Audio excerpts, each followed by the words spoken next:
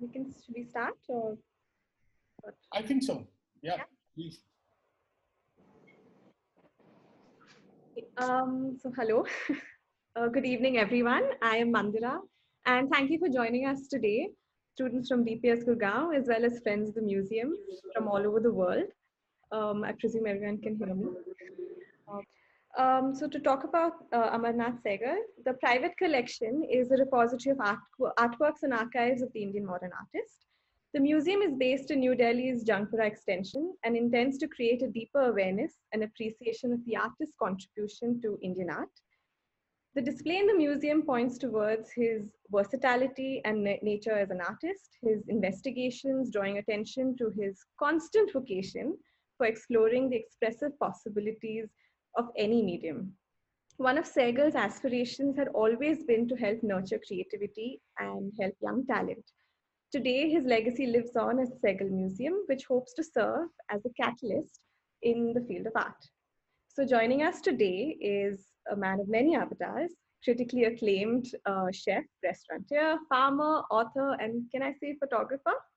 Mr. Suvir Saran from New Delhi. But before we start, I would like to say that please do share your questions and comments with us in the section below. There's a chat section, so you could just put that there. We can get to that after the talk. I will be sharing details about the museum in there as well for you to reach out later. Suvir Saran, to give a little bit of an introduction, has nurtured a lifelong passion for the traditional flavors of Indian cooking, earning 3 stars from the New York Magazine, 2 stars from the New York Times, and of course, the first Michelin star ever awarded to a US Indian restaurant, and also the first South Asian restaurant in America, I think. He has published 3 cookbooks, and now we have a very interesting book that he's going to talk about, Instamatic. So Suvir, welcome, and please share with us your inspiring story of food, your drive, and creativity.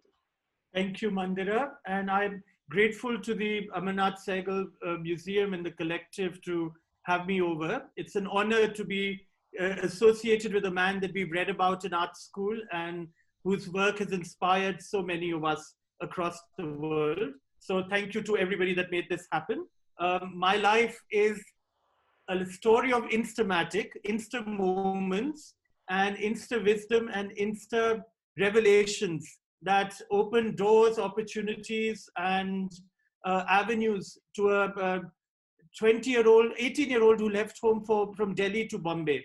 When I arrived in Bombay, I had my lovely aunt, Asha Bhua, who's one of the people here I can see on the screen. She opened her nurturing home to me, and with that taught me how to stitch, and she taught me how to garnish food and how to enjoy setting a table. Watching her was like watching poetry in motion. So Bombay, I learned how an amazing housemaker, housekeeper, host, and artist can function at all these many layers and levels. So in Bombay, not only did I study how to make art, but the school I went to was so boring and so didactic that it was my aunt and my friends that kept me going. But then at 20, I found myself in New York City, a city that was in the flux. It was like India is today in 2020, if you will. A city that was fighting its soul, that was fighting battles of racial inclusion, of sectarian divide between the rich, and class divide between the rich and the poor, and a city that was dangerous in some places and very plush and lush in others. And yet there I arrived, in the first day at our School of Visual Arts in New York City. In the orientation class, they taught us how to avoid the stare of a mugger and how to handle being mugged. And I said, wow, this is quite the welcome to the city of my dreams. But what it taught me early on, New York, was to be very connected to life. And that in an instant, life could change. In an instant, you could go from being somebody who was lacking inspiration to becoming one that was inspired. And so the title of my latest book, Instamatic, isn't that incongruent to the story of my life. This is how I looked when I arrived in America at the age of 20.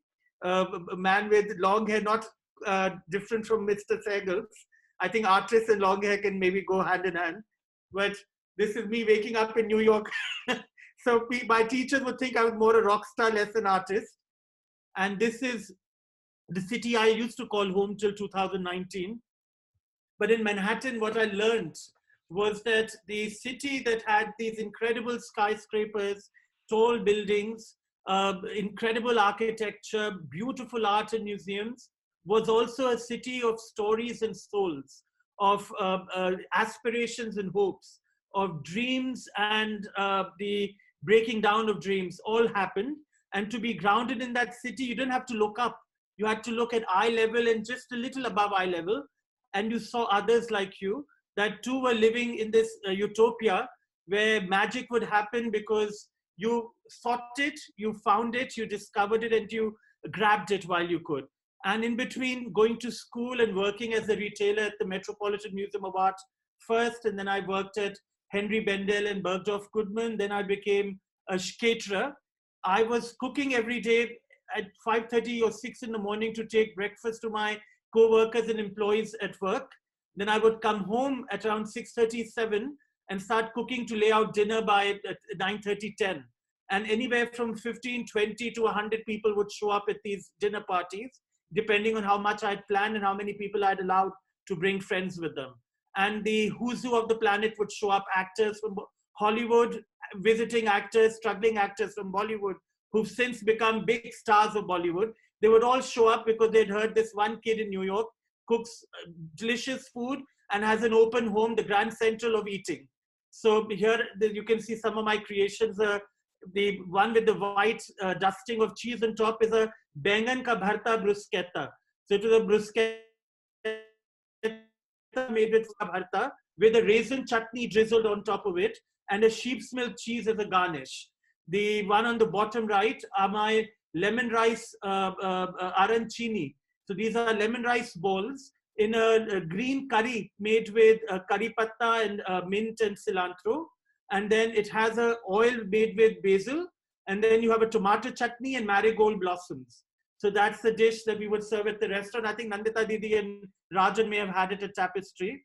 The one on the top right is a pavlova that my mother had taught me when I was a young kid. Mom would make us lots of egg-based dishes, including il flottant, pavlovas. So this is one of the dishes Mom had taught me. When you crack the meringue, you have this pool of saffron-scented lemon curd and passion fruit sorbet inside it, and then macerated berries. So I was cooking, teaching, living, and enjoying life. And then all of a sudden, in the year 2010, I moved to San Francisco for 19 months to open a restaurant. And San Francisco showed me another face of New York.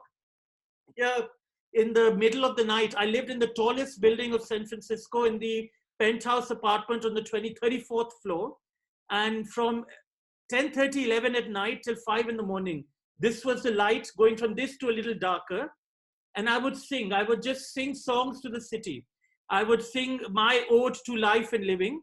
And in those dark spots between the buildings, I would see the stories of human beings talk to me. People who had been forgotten, people who had been disenfranchised, people who were being racially profiled, people who were not being allowed the same good luck that I had been given. So these little crevices of darkness would show me that. And so this is a view from the window there. And San Francisco, the restaurant I'd gone to open, never really came through because the city and the landlord were fighting about what this restaurant should be. We had rented a space for 400-seat restaurant and were paying $100,000 a month rent. The city had told the landlord they should only have a bodega, a dry cleaner, a shoe cobbler, a grocery store, all these many buildings, many businesses together in the same space. We had spent a couple of $1 million to construct it. In the end, the landlord was sued by the city. We had to give it up. But I learned a lot about humanity in this city because you had the richest of the world living with some of the poorest in a grand city. And I learned what it means to care and to be empathetic. So, everywhere in life, I would learn lessons. While still living in the city, I also maintained our farm in upstate New York called American Masala Farm. So the yellow building that you see in the foreground is the guest cottage. Behind that is the main house. And it was a home from 1779, was the earliest parts of the house, and the most modern were 1842. We were the second family to ever live in the home. The first family was a general who won the war for the Queen, the French-American War, and he, in winning the war for the Queen, he got this parcel of land. And when their family sold it, we bought this farm. It's a heritage building and a heritage site. We maintained it as such. So I learned how to enjoy nature, but I also learned that people make nature more than just nature. This is the pond that I would look at from my window in the kitchen as I cooked for people. This is in fall, when everything was falling and the world looked bleak.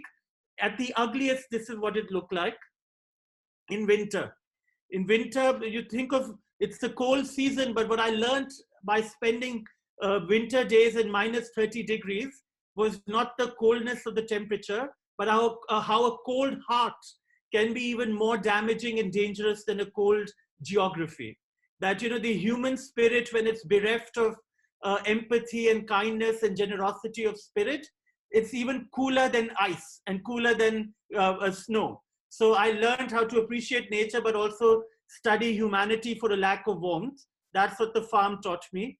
This is a farm in fall, a moment of seasonal bliss. The colors were incredible, but we also realized that the dropping leaves were nature storing its energy for the cold that was to come. This was, I was cooking while going back and forth from the farm to the city, lobster tails with cilantro raw butter toast and a drink made out of bell pepper. So, you know, color would come not just by the outside, but also on the table. And then the crab apple tree, that magenta, navy blue of India, the pink, with the incredible water-laden skies where a storm is about to come. All of this told me about the power of nature over humanity and mankind, and how helpless we really are if our ego takes over.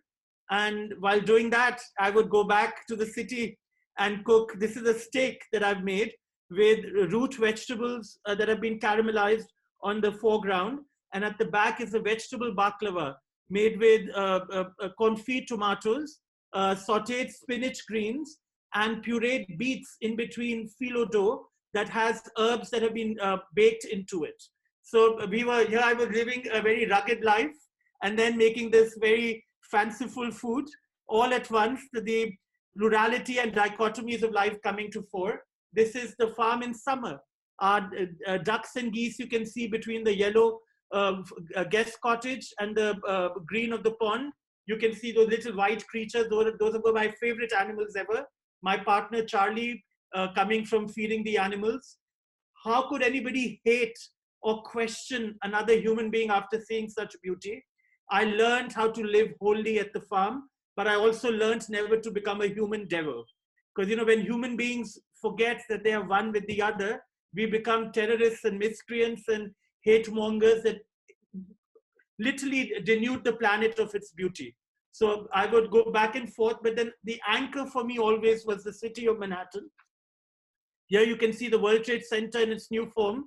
And this is me in New York City in Madison Square Garden area. The rain is pouring. What I would see here was the energy of Superman and Spider-Man coming to fore.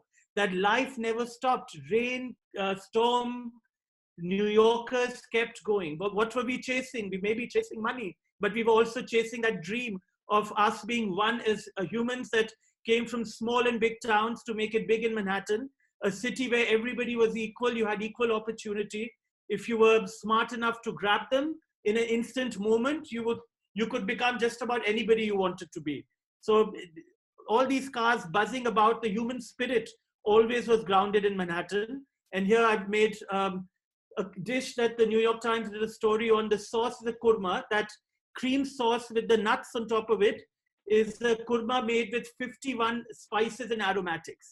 51 spices and aromatics have gone into that white sauce. The meat underneath is a leg of lamb. And then you have caramelized cipollini onions and caramelized mooli, and then rutabaga puree. So, and then what the blue is flour is a corn flour, summer flour, that when it was fresh and blue, I put toasted cumin powder on it and then let it dry in the sun. So when you bit into it, you had the flavor of bhuna zira coming out. And I also, as an artist, I always wanted contrast. So the blue of the plate comes alive with the blue of the garnish. And then the yellow marigold blossoms, the baby marigolds, are a beautiful contrast to the blue of the plate. So the artist that I guess I'm told I am, came out visually in a plate as well. And Manhattan would make these things possible. And here you again see the steak from another angle, my last restaurant in New York and me. This was a skyline that I left in 2019, December 31st, 2018. I left Manhattan up because of being sick. And the car ride that was taking me to the airplane for a wheelchair to take me to the plane, I turned around and this is what I saw from the back of the car. And this was my home for 26 years. And this home, in all those buildings, in between the buildings, and in the water, sun, air, and life of Manhattan were all the dreams I had dreamt and all the moments I had cherished for 26 years. And when as I bid it goodbye, I was crying and I was sad. But then I stopped in between baking home in New York and Rwanda. And here you see these Rwandan women that are stitching. They're stitching to sell clothes. But Rwanda taught me about how people can stitch together the broken pieces of their broken dreams, broken memories of their strife that they've gone through. Because in Rwanda, the two tribes butchered each other. Today, warring tribes have come together to marry amongst each other, make children, and live peaceably. And so I always say that these women seamstresses, they taught me about you can, if you want to, you can stitch together a life worth living and a life that gives others some reason to believe. So if Rwandans could forgive and forget and heal, so too can people who are Hindu, Muslim, Christian, Sikh, Jewish, and other, that we all should be able to forgive and heal, not divide amongst each other. So that's what I learned in my stop in Rwanda. Then I arrived in Tuscany not once, but twice before moving back to India. And I was here in Florence at this gorgeous gilded church from the Renaissance period. And I realized how beautiful it was, how much gold leaf had gone in the decorating of this church, and how many incense sticks were burning inside. But the scent I sensed was the smell of sulfur, of the devil, that religion of religion that has been taken over by egotistical men that are robbing human beings who are from another religion the right to live and breathe and express and come to fruition as adults. A religion that can have all this opulence, but also have people just outside its church hungry and without a roof over their head. So the contrast taught me about the importance of charity beginning with us, not the other. And there was a song that Tagore used to sing, Jodi tore dak shune kyo na ashe tobe ekla chalo re. When you call out and nobody comes, you have to walk alone. So this church told me that it's not enough to say somebody else will deal with it. As thinking brains, as blessed humans who have a roof over their head, who have food at their table, it's imperative for us to speak up, to be the people who are affecting change, not leaving it upon others to do that. And then I arrived in Singapore. Through this journey from New York to New Delhi, for 11 months, I was legally blind. I could see 3 feet from one eye and nothing from the other. And more than anything else that was killing me, it was the inability to see that was eating me from the inside. And I'm ashamed today to tell you that I felt like a spoiled brat complaining about life, giving up on life because I couldn't see. And I have to think about all those incredible men and women who had never had sight, who go about their days being decent citizens, being incredibly talented people, being kind and forgiving members of civil society, never complaining about their lack of vision. And here I was, a grown man, feeling like a little baby. So I learned not to cry and complain because I saw others had much less and they were smiling.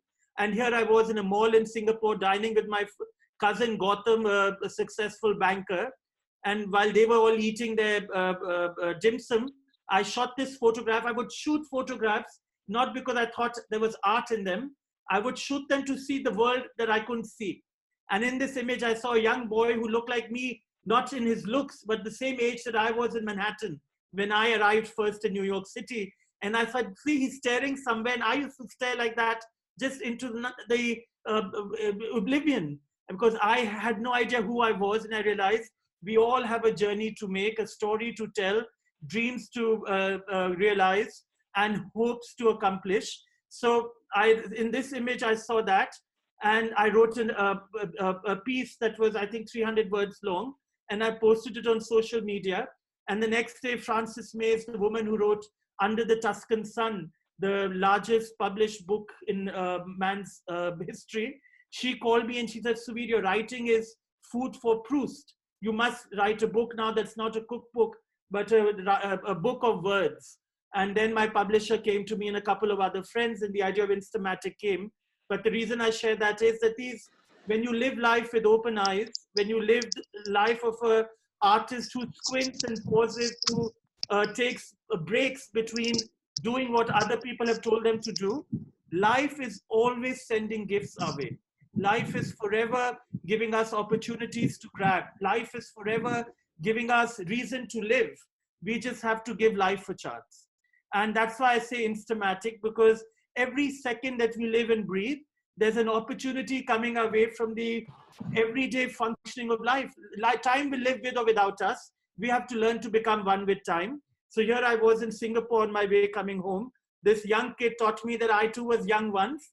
And my duty today at 47, I'm now 48, and that time I was 46 going on 47. I realized I had to become a mentor.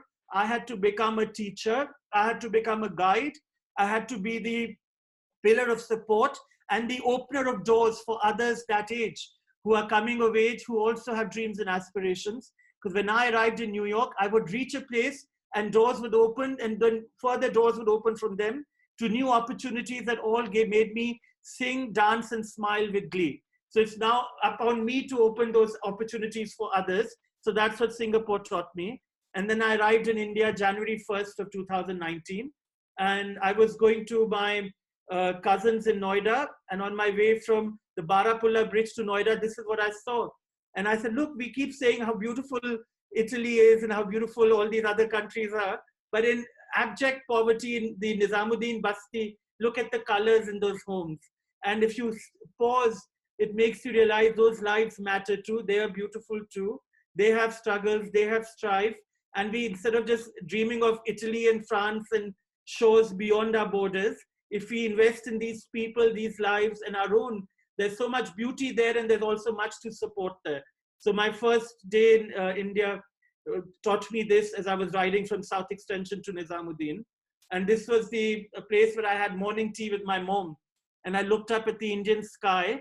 The blue was very gray, with full of pollution. But my mother's smile, my mother's belief in me, and her ability to nurse a grown man 24/7 on her bed. I was a big man who couldn't walk or really do anything, and she nursed me back to health. For 18 months, I've spent morning and night in her bed. And I would dream with her and think with her. And then the monsoon came. And the monsoon of Delhi, this is a photograph I took from our windshield. And this is one of the images that clinched the deal for publishing the book. People would tell me, what are you is this a painting? And I would say it's a photograph taken while the windshield wiper is moving. And just between the strokes of the wiper, I would click the iPhone. And it's a impressionist photograph, if you will. And again, it's not what it shows you, it's what it doesn't show you that talks to me. Because it tells us about the cloudiness, the noise in our minds, the lack of the distractions that we allow to rob us of our humanity. You know, as young kids going to school, my parents, my grandmother, my religion, my communities, my secular constitution, what it taught me was to think about the other as us. When you place yourselves in the shoes of the other, the monster that you saw in them didn't exist. When you saw your own grandfather in another neighbor's father, that grandfather couldn't be a monster even if he were another religion. So when you know, in Sufi poetry, they say, "In bin unbin anbin nukta yar sikhaya," that when you see the human being in all the others around you, we are all the same. There's no difference.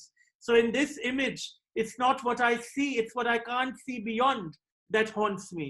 That if I have the luxury of sitting in a car, saved from the ambush that the monsoon rain is having on the world, how lucky am I that I can look at these people and see beauty while they are having to struggle without shelter in the grip of that deluge. So, you know, you have to always, when you think you're too smart, too good, better than the other, you are. And so you have to work for those that aren't, that don't have all the luxuries you have. So this image showed me how much there was still to do. But, you know, I brought the farm to India with me. So this is, we had barely moved into our home.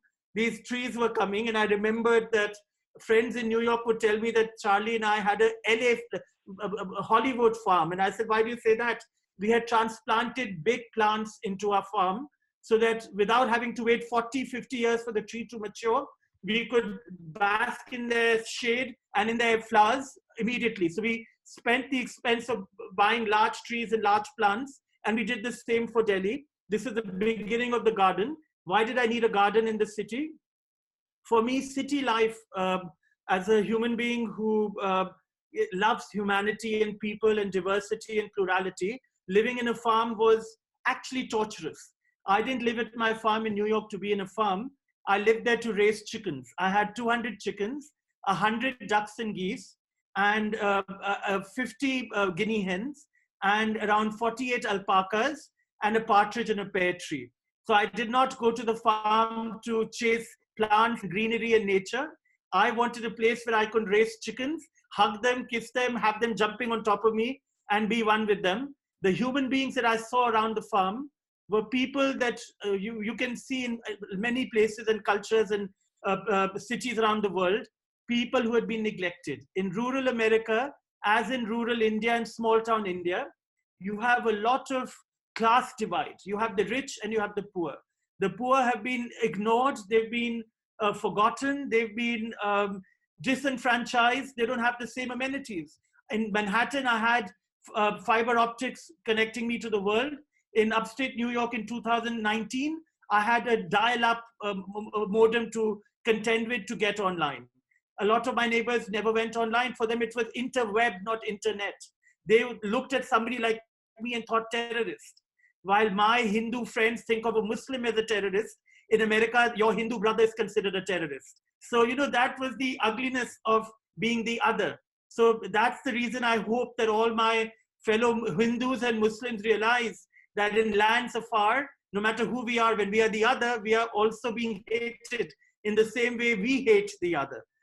So for me, a city with green plants is even better than a farm with a lot of greenery, but ugliness around it. Donald Trump isn't a freak of nature. He was created by the very communities and people that were ignoring others. You know, he got elected because there are so many people in America that have been forgotten, that have been treated like second-class citizens because they're poor. So the poor are voting in a prime president who is not good to them, but they've given up on the electoral process because they wanted a change. We are seeing similar hate-filled bigotry creeping in cultures across the world, and we have to guard ourselves against that. It's very easy to divide us between Hindus, Muslims, Sikhs, Christians, Jews. Please, we shouldn't be allowing it. Because at the end, if you kill one, you'll be killed by the end. Blood and anger doesn't have any favorites at the end. It kills the same people who are spreading the hate. So let's all think like artists. I was watching an interview with Mr. Sehgal on partition. And what I realized was this incredible man, an incredible artist, telling us to look at the commonality, the common human experience across the toxic border that we share with that nation. People are the same, whether we speak in Urdu or Gujarati or Marathi or Tamil.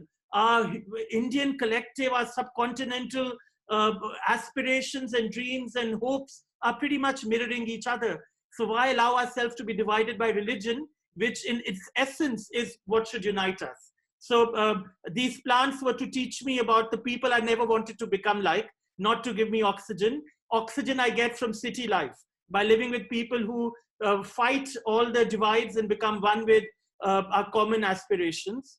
This was I was in the Chausat Khamba, this monument in Nizamuddin, and this photograph, sorry, it's been cut a little short. The human being in scale is 1/10 of the size of the monument. And I wanted to show this, to show us that in the time of Amir Khusro, this monument was built. It has lasted through all those years. And who's the small one here? The human being who's going to enter the shrine, not the monument. The monument stands proud as a legacy of people who thought bigger than themselves. People who created not for their own mere ego, of course, it was a driving factor, but wanted to leave legacies. So when you think of art, when you think of what you want to do, realize that what you think today should be so big that 300-400 years from today, people still consider it something worthy. So think much bigger than yourself and your selfish ego to create something that stands the test of time. My restaurant in Gurgaon, the House of Celeste, we were to open March 28th, we closed on March 21st. We had started doing family and friend dinners. We had opened what they call silent opening without making a noise, but our formal opening launch was the 28th of March. So we really never opened formally, but this is a restaurant, and it was a labor of love with a beautiful team of professionals that helped me bring food to the table. This is a golgappa that you were given, and you put it in one bite in your mouth and all the water comes pouring out. But for me, you are what you eat. So if you eat food that's beautiful and inspiring to look at and delicious to taste, you want the battle you have. And as an artist, you are then able to give people something to aspire to become. And so this was my journey to India. But the one thing I learned from India was to always believe in each other, believe in plurality, believe in the human collective, the collegiality of the human race, and how we were taught in our school that bikhre bikhre tare hain hum, lekin jhilmil ek hai, hum sab bhartiya hain, apni manzil ek hai. And these songs of our founding fathers were so rich that in America, when somebody was racially bigoted towards me, I remembered these songs of Gandhi, of Tagore, of our freedom movement. Tum Ram kaho ve Rahim kahe, dono ki garaz Allah se hai. Tum deen kaho ve dharma kahe, mansha to usi ki raah se hai. Tum ishq kaho ve prem kahe, matlab to usi ki chaah se hai. Kyun ladta hai muh rakh bande, ye teri kham khayali hai ped ki jad to ek wahi, har mazhab ek ek dali hai.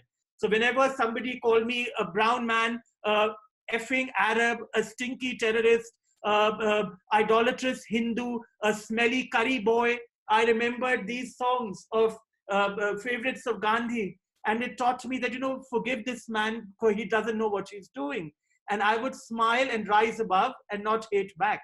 So I think it's time for all of us to remember that we make mistakes so another can make a mistake, but we shouldn't allow mortal egos, mortal padre, whether it's a mullah or a pandit or a rabbi, to tell us how to love and live. Religion divides if it is ruled by humans. When it's godly and spiritual, we all are one. And in our one collective, in the oneness with the divine, we become one with each other and life is beautiful. So that's the story of this misbegotten artist who began his life as a visual artist and ended up being a chef. And today I chair the Asian Studies Center, the Culinary Institute of America, the world's largest cooking school. I never went to learn cooking. And I became a goodwill ambassador for the United Nations Alliance for Civilization. They asked me to bring food to tables where people of disparate religions were warring with each other and how food can heal. So artists have the ability to transcend isms and divides. And I think everybody can. We have to find the artist in us. And we can all be kind, generous, decent human beings. It's easy to hate. It's a little more challenging to love, but our nature is to love. Stop listening to people that tell you the other is bad. When we see humanity in all, we become one with ourselves. and one with the divine. And when you're one with divine, the art you create is amazing. So that's my spiel for the day. Mandira, did I take too long? No, not at all. In fact, it was quite interesting. Would love you to share more also. But thank you so much. It was very, very interesting. And I'd say how beautifully you've captured just life in your pictures, and just things that we miss on an everyday basis. And it's right in front of us. And how you've shown us about nature just overtaking mankind. It's amazing. And I'm truly jealous of your farm, by the way. I loved it. But as I said, the people around the farm, some were very good, but a lot were living in a cave. The cave that we are seeing today around the world that tells you my religion is better than the other. I was a Hindu hated by Christians. I was became a Muslim that both hated. So if they looked at my face, they didn't know whether I was Hindu or Muslim. But those Christian neighbors hated me no matter what. They didn't care whether I was Hindu or Muslim. They hated me as being the other. And that's the reason it's a very powerful message that we should not allow religion to divide us. Because, you know, there's a Saadat Hasan Manto was a Pakistani poet who said, "Khoon to khoon hai, tapkega to jam jayega." Hindu ya Musliman, kisi ka bhi khoon to khoon hai, tapkega to jam jayega.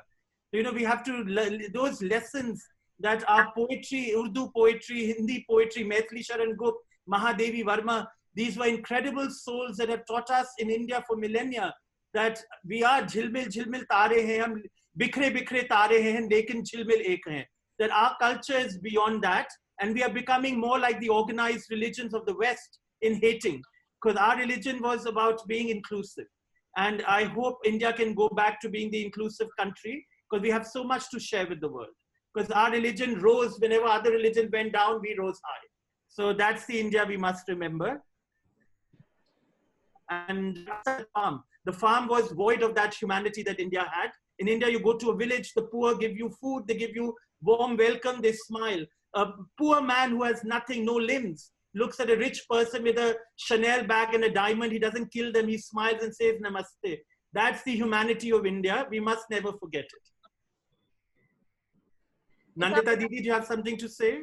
Yes, actually I do. I wanted to ask Suvir, you've talked about creativity. Is creativity inborn, or can you cultivate it? And how do you nurture it? Because I can see from your journey that you've had creativity as an artist, as a chef, as a photographer. Creativity can be in science, it can be in every field of life. You need out of the box thinking. How do you nurture that? So, you know, I had a grandmother who was a very tough cookie. I would be lying if I said it was easy to be around Dadi for everybody. She loved us kids. She was very exacting with my parents. They had to follow a lot of rules. But us kids, she loved blindly. My parents loved us blindly. We were the outliers in our family, where other relatives were telling us their kids were coming first in class. My parents would love telling them we were failing in school.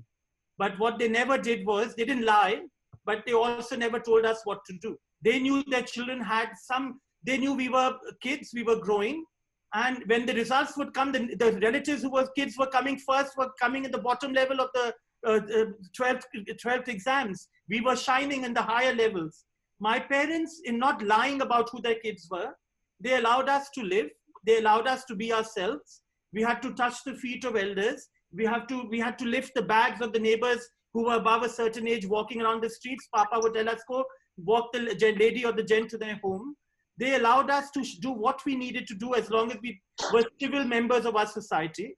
And my school did that. At modern school, I was the only kid till that year in 1991 that gave 7 board exams. I went to school to study. I did my 12th grade in science, physics, chemistry, biology, math, and English. Those were my 5 science subjects. Then I did a board exam in art, in fine arts, and also classical Hindustani music.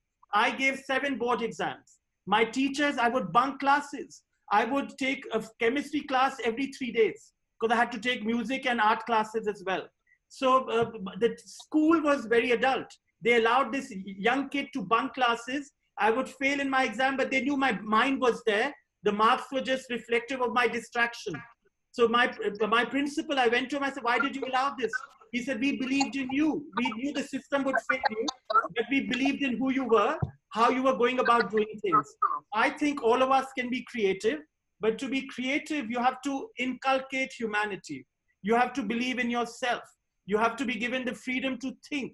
To think means to not believe in dogma, to not believe in ritual, but to believe in that reverie, in that fantasy, in that magic you see way beyond your scope. When a child is allowed to dream bigger than his largest dreams could ever be, that parent, that society, that community is a community of people who want tomorrow to be rich for their young. We were never told to stop dreaming. Our relatives often called us badmash and this and that. My parents, as long as we were not rude, they never yelled and screamed at us. My mother, I did knitting, I did tatting, I did crochet, I did needlepoint, I did macrame, I did shadow work, I did chain stitching, I did sculpture, I did oil painting, I did calligraphy, I learned Urdu. A Maulvi Saab would come to home to teach me the qaida with roshnai on a takti. So my grandmother said, "Ito kais tradition hai, karo sikho." Nothing was, sky was the limit. If I wanted to do something, my parents would make it happen. They never stopped us from dreaming because they felt a child's scope is a blank canvas. The colors that the person gets painted to be is a mirror reflection of the society they grow up with.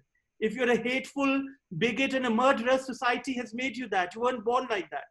So we have to realize that our dreams, our aspirations, our hopes are a reflection of the society we grow up in. And that's why it's so imperative on us to be large, empathetic human beings, because there are kids around us watching us, seeing us about how we are. My parents never stopped this boy to be the creative boy. Nobody called me a sissy. Some friends and relatives did. My father would let them know it's inappropriate to call somebody those names. So my father would tell people, oh, he's the most creative child. He never said, bunai kyo karta hai, silai kyo karta hai. Karo. My mother would teach me how to make lehengas. I did dresses I would make. I made leg warmers for my classmates who were girls. Nobody ever questioned. For them, creativity, however I wanted to express myself, I was allowed to thrive. Sameer loved numbers, do numbers. He played football, play football. All my mother did was, she said, you have to play one game. I said, why, Mom? She said, Baba, it will teach you discipline. It will teach you how to count. It will teach you how to be on time. So I took tennis lessons with my mom in a sari, tying up a sari a little high, and going to Gymkhana Club to learn tennis. Then they got me a coach. But they gave us every opportunity to break all the norms and be outliers so that we could be the same larger-than-life characters that my mom and dad were. My mother, now that my father is dead, has become this incredibly big human being. I said, Mom, you've changed. She said, Baba, I never changed. Your father was so big that if I also showed myself, we would be hitting each other. So she said, now, you think your father would have married somebody who was a shrinking violet? I said, no. She said, you have to realize one person has to let the other bloom. So these two big people allowed us to be whatever we wanted to be. I think everybody has the ability to be an artist. The artist has to be encouraged. That's all.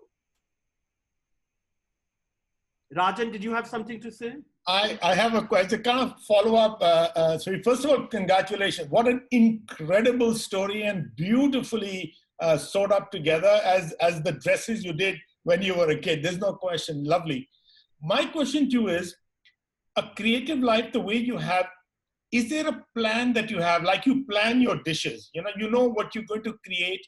You plan them meticulously, what it is, the flavors, the colors, etc. And you showed us the beautiful photographs. Is life planned, or do you think life has to be a rolling stone down the mountain? Rolling stone down the mountain any day. I'm sure you had this conversation with your father, Rajan. The beauty of life is that with or without us, it goes to tomorrow. And the best amongst us become one with life. And when you become one with life, the seasons, the region you're in, the festival that is being celebrated in the community, the harvest that a farmer is bringing to the table, the pottery a ceramicist is making, the textiles somebody is weaving, the glass another artist is making, when you put them all together, those plates, the spoons, the glassware, the vegetables, the temperature, they all tell your artistic brain, make this dish. I don't plan my dishes. The dishes bring it out of me. Nature tells me this is what's in season. This is where you're living. The people you have around you enjoy X, Y, Z. Their desires, their tastes, their wants, the moment I'm around in time, that dictates who I am. Mom taught me at a young age a lesson for life. If you, your lips, could keep from slips 5 words described with care, to whom you speak, of whom you speak, how, when, and where. 5 words. So that relates to also cooking and art. You have to remember where you are, to whom you're presenting your dish, who's going to be eating it, when are they eating it, and why are they coming to your table. All of those nuances should matter. And if you succeed in pleasing all of those nuances in a person's temperament, then you've given them a winning meal that brings satiety. So it's about regionality, seasonality, what's happening in society at any given time, the temperature of the day, the season in the year, all of that comes into play. So I think a good artist is connected to the pulse of life and living. And when they're one with the pulse of life, they become one with themselves. And then they create what is in sync and congruence with nature, not fighting with it. To be in harmony with nature makes you the best artist you are. Lovely, thank you. Questions, anyone? Suvir, if I may, this is Sanjeev. Hi, Sanjeev. Hi. So Suvir, absolutely inspiring. This is the second time I'm hearing you. But every time I've heard you, it's been a great learning, a true example of, the role your parents have played and the self-belief that you had, and a beautiful journey. And I come from the corporate world. And I think the point that you made was that there's so much, I think the corporate people have to learn from the artists. From the art people from different disciplines. It's been a great learning for me. So Sanjay, sorry. No, go ahead. Finish your question. So I think my point was, when you look back when you were 20, the thought that came to you to move from the country, 2020, do you think the youth, the Suvir of 2020 would have the same thoughts and the same pull factor to move to US and achieve and think and mold yourself the way you have now? It's a very tough and a very easy question to answer, but there are 2 parts to it. Let's talk about the corporate part first. I think corporations and finance and money and economies are not an enemy of the arts. In fact, the greatest patronage comes in the greatest times of wealth for humanity. The Medicis are a fine example of how money and wealth can be used for the overall benefit of the larger community and mankind. So I think not every person who's in the corporate world is a terrible human being. I think the artists also have to give enough of a jolt to the community that rich people can get jostled in their head and see something amazing there. So it's also upon an artist to communicate. Not every artist deigns it okay to communicate successfully. So I think some artists are able to translate their art into lucrative success through a lot of hard work. They're geniuses because they've gone through, they don't have just an ego. They realize to benefit the larger social fabric of mankind, they have to let go of ego that says, I'm not going to talk to that person. They rise above, they talk, they communicate, they sell their art. And in doing so, they heal minds, bodies, and souls. Because a lot of these people working in corporations want art. They want to express, they want to be able to paint, they want to be able to sing and dance. But when they see an artist who's willing to relate with them, in that union, new art is created. So I don't think we have to create a divide between the two. I have lots of friends who are successful bankers and investment bankers and doctors and scientists who are more artistic than I can ever be. But they're also amazing patrons of the art. So I bow to them for being incredible human beings. About the 20-year-old Suvir going to America in 1993 and the 20-year-old Indian boy today perhaps going there. A lot has changed, both in India and abroad. The last 10 years, especially since the year 2000, when we thought Armageddon was about to happen, the world got polarized a lot into isms. All of a sudden, every religion, including Hinduism, has become militant. Today, we have the militant arm of Hinduism showing the vulgarly cheap and dangerous face of Hinduism that our Vedas and our Upanishads don't have. It's this Hinduism that I can't recognize. And in this climate, as I'm mentoring young kids today in India, I realized that textbooks have changed.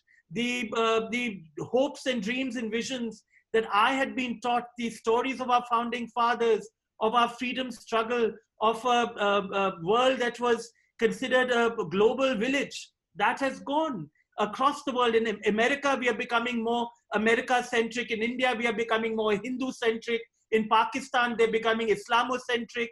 In China, they're becoming Sino-centric. So, you know, the world is getting so polarized that it's a very dangerous place for a 20-year-old to be outside of their culture. So if I were a 20-year-old today and going to America, I would be not as welcome there as I was when I was 20 in 1993. So if you are, we have to think as Indians, as Hindus in a majority Hindu country, as we hate the other in India, we must remember somebody outside is also hating us. So, you know, as a culture, as a world, we have to forego hate for acceptance. We have to make it more comfortable for 20-year-olds to dream big and bigger than their dreams. Because, you know, Papa taught me at a young age that if your hands are this wide, your dreams have to be from one side of the horizon to the other. Because he said, if you realize 1% of those dreams, you would have realized nothing. So keep dreaming. And if you keep dreaming, something will happen. So I think, you know, we are not giving our 20-year-olds a environment to breed creativity. We are teaching them at a young age to question the other, to have angst in their minds. My India never told us to be scared of anything. We were told, like, if Gandhi could, Nanga Fakir could bring freedom to Indian shores, all of us can do something big. You know, this land is amazing. Indian 20-year-olds should be conquering the world through their minds, through their creativity, and through their unifying passion, because our culture was about unity and diversity, the living, breathing example of what a pluralistic world can be, from Kashmir to Kanyakumari, the diversity that we have no other part of the world has. But unfortunately, a very polarized world is robbing 20-year-olds across the world of the same opportunity I was given. Did I answer your question? Yeah, thanks, Suvir. Thank you very much. Thank you. Hi, Suvir. Hi. This is Raju Chacha. Hi, Ranu Chacha. Let me tell you. Here. Yeah, let me tell you that you have shown to the family, the friends, your friends, people all over the world who have been watching you, you're a multifaceted person. I have only one simple question to ask you. What about your legacy? As a person, you have to leave a very, very rich legacy, and you have created a very big task for yourself. So I would request you to think about it and what legacy you are going to leave, because you cannot leave without a legacy. That is my question. So Ranu Chacha, legacy is something that's guided me from a young age. Papa, my father, was a very exacting father from a very exacting mother. And my dadi was tough. Hers was tough love. And we learned at a young age that life was about choices, that life was about living true to your core. And Dadi told us that देखो घट ही में हरि का निवास है रे, तूने बाहर तलाश अनेकों किए, लेकिन खुद ही में प्यारे को भूल गए, वो तो करता पुकार हर सांस है रे. So when my sister saw my bhua doing puja and vrats and dhong, Dadi would say, "Kya bakwas hai?" And my Seema would say, "But bhua kar rahi hai." She said, "Forgive her. वो पागल हैं. तो तुम्हें क्या मंदिर जाने की जरूरत है? We were never taken to a mandir." So Dadi said, "घट के अंदर मंदिर है." And so the reason I'm talking about is not to deride my bhua. My bhua was an amazing woman. My sister still goes to temples, but the lesson my dadi taught us is that puja path वो सब करके तो ठीक है, तुम करो, but she said अगर तुम अपने में खुश नहीं होगे तो तुम अच्छे इंसान नहीं बनोगे. अगर तुम अपने को चीट करोगे तुम कभी तुम्हें फुलफिलमेंट नहीं मिलेगी.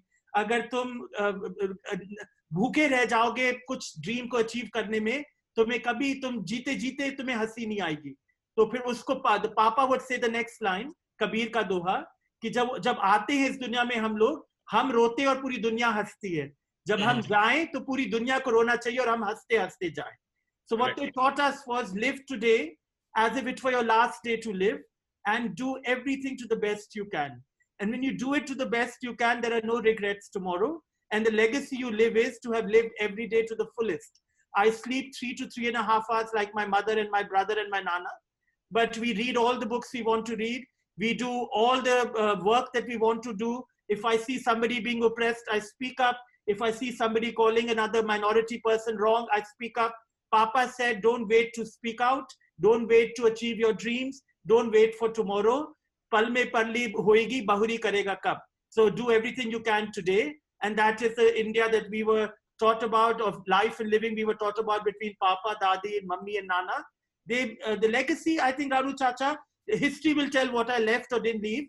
But I will leave happy knowing that I did every day the most I could, and with as sincere a desire as possible. Of course, I made a million mistakes. I'm human. But I didn't make them knowingly. I made them by accident, but then I also learned how to correct them.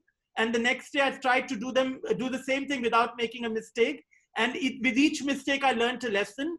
And those lessons have stayed in my head to not repeat them again and again. So I think if we live each day holistically, wholly, and to the best of our abilities, the legacy we leave behind maybe is something noteworthy, but that history will tell. It's not up to me to write my legacy, but I can only shape what it might be. Okay, thank you so much and God bless you. Thank you. I see another Chacha, Raju Chacha there.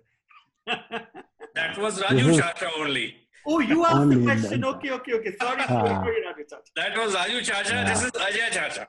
Hi, Ajay Chacha. Hi, how are you, dear? I'm good. कितनी तुम्हारी तारीफ करें कमी होगी, but anyway, ये बताओ that after such a brilliant time and then you had a very bad time and then you again come out, what were your life forces that were working within you to pull out yourself from this kind of a difficult situation? Most of the people tend to succumb down, basically. So just wanted to understand what went into your head that whatever you are today, it is such a pleasure to see you today. So after all that difficult circumstances. So 2018 was tough, but my music, I've learned Indian classical music for now 40 years. And when I had the mini stroke, I was speaking with a slur. And I would look at the mirror, I had lost around 30 kilos in 3 weeks. And I would look at something that was, I couldn't recognize the person I saw in the mirror. And I was embarrassed and ashamed to show it to Charlie or Mom. I was alone in the city when I got sick. And I hid from them because I didn't want anybody to see me, because what I saw in the mirror would frighten me. And I said, ये तो मैं नहीं हूँ. And I was in denial कि ये मैं कैसे हूँ. पर मैं गाता था to the point मैं दिन भर गाता था, and the board of the building complained to Seema कि ये बहुत music blare करते हैं. I didn't have a music system. Seema said to me, what are you playing? I said, I'm just doing my riyaz. पर मेरी आवाज, मेरी दादी की आवाज है, बहुत बुलंद है, तो 6th floor पे लोगों को सुनाई दे रही थी. I sang 8 to 14 hours every day after having the mini stroke, and my voice came back before anything else came back.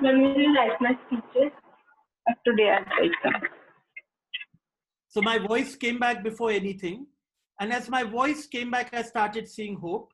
And then my mother came. The doctors had said, take him home for hospice care. कि मतलब घर पे रखो, जो होएगा होएगा. But Mom and Charlie decided मेरे को India लाना है. And in the journey back to India, very reluctant, I fought tooth and nail because I didn't want to leave my home of New York. In not wanting to leave New York and wanting to remain in Manhattan, I learned how to live again. And I realized how beautiful life is, Ajay Chacha. And at each step, it was humanity, the human race, human diversity, and human geography, and the geographic diversity of the world that kept me thinking there's so much more for me to see. I have so much more to travel.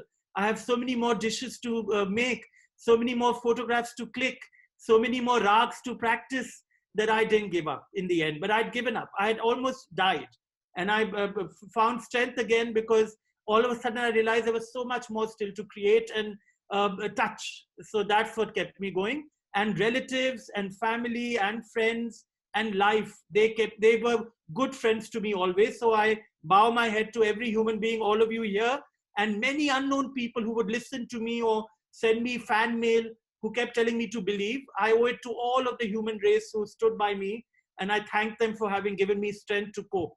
So I didn't do it alone. I did it with the help of millions of people around the world.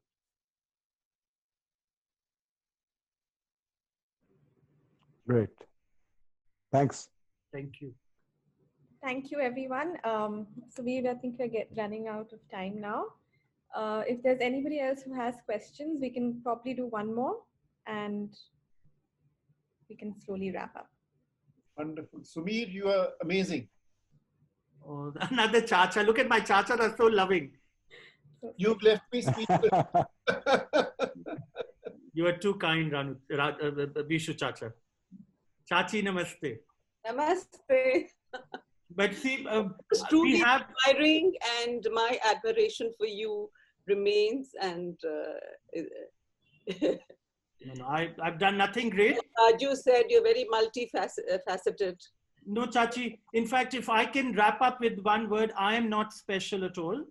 I am as special, as boring, as talented, as badmash, as kind, as generous as every other human being. If you see anything special in me, I see it in you. If you see anything wrong in me, see the same in you.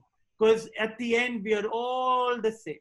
What some of us are is a little more fortunate that we were given better chances, bigger hearts, and a little more love than the other. So when you see another who's falling down, support them. When you see somebody angry, forgive them. When you see somebody hungry, feed them. When you see somebody telling you to pray a different way, don't argue, pray with them, and they'll come out, pray with you as well. Because for every adversity, it can be us facing it. When we, a friend of mine, a very dear person, said to me, sitting in New York, they were visiting from India, they said, people who steal their hands should be cut off and they should be beheaded. I love what the Arab countries do for punishment. And I was shocked. How can somebody look at hand chopping and beheading as being punishment? And another friend of mine in America said the same thing to me. Fast forward, her son was sent to jail for a minor crime. She changed her tune so fast. When her own son was in jail and wasn't being given clemency, wasn't being forgiven, all of a sudden this woman who had been pro-death penalty and for life imprisonment, she changed her tune. So I always tell people, don't sit in a glass castle thinking, auron ko jo ho raha hai, aapko nahi hoga. For every hate that you send out, there'll be 5 fingers hating you. For every suffering person, it could be your child and your daughter and your son-in-law and your grandchild who could be suffering one day. So when we think of the other as being an extension of us, we realize we are not remarkable. We are all one. Some of us more fortunate than the others. And if we have that, we have to give that good fortune to others we have around us. So I did nothing special. I was very lucky to have all of you as relatives and a lot of incredible strangers who supported me always. Otherwise, I didn't have a degree to go cooking. I didn't have the money to open a restaurant. I didn't have the ability to become the chairman of a department at Culinary Institute of America. At 25, I was teaching at NYU, one of the best universities of America. 25, I was the youngest professor at NYU. At 30, I became a professor at Harvard, teaching over there. I didn't have the degrees to do it. They saw a human being who had a dream. They made me realize my dreams. So it's incumbent upon us to do the same for others. So if there's anything I can tell you, Instamatic is about living every moment with the respect for all human beings and with attention to what the moment is bringing us. If we are mindful, life brings us magic every day. Yeah, and That's another thing I admire about you, Suvir. You're a very good human being and Yes, a very good absolutely. person. Ditto that. And I think the universe all came together to make you realize your dreams and to help you. And all of you. No. The universe is an echo. I always tell people the universe is an echo. You reap as you sow, as the Bible says. So do good deeds and good deeds will happen to all of us. So in fact, I never do puja ki mera ye bimar hai usko theek kar do. I always do puja that everybody ailing in the planet today, Lord, please make all of them healthy. I never put a name to it. But that would be selfish of me. I pray for everybody being healthy. And I think all of us should do that, and then our prayers will be answered. Asha bhu, aap kuch keh rahi thi? Correct, beta. Thank you. जो तुम कह रहे हो बिल्कुल ठीक कह रहे हो. आपने तो सिखाया. You are one of the kindest elders I've had. Thank you for being you. So proud of you, Suvir. Keep it up. We are so proud of you. I just think there's nobody like you in this world. I tell you, honestly. You are too kind. Thank you. Really. What? The more I see you, the more I like you. And No, but I've done nothing. I've done nothing remarkable. We all have that in us. Please find the divinity in you, and you will see it in everybody, and others will see it in you. That's all. Okay, Suvir, thank you so much for your amazing, inspiring talk. And I think I have to say, or if I may say, your sensitivity actually reminds me so much of Mr. Sehgal and his understanding you're too kind. of humanity. But thank you so much for taking out the time and sharing with us your life. And we hope all the best for you. Thanks a ton. And thank you everybody for joining us. Thank you. Yes. Thank you. Thanks. Bye. Thank you very much. Bye. Bye. Bye, everybody. Ah.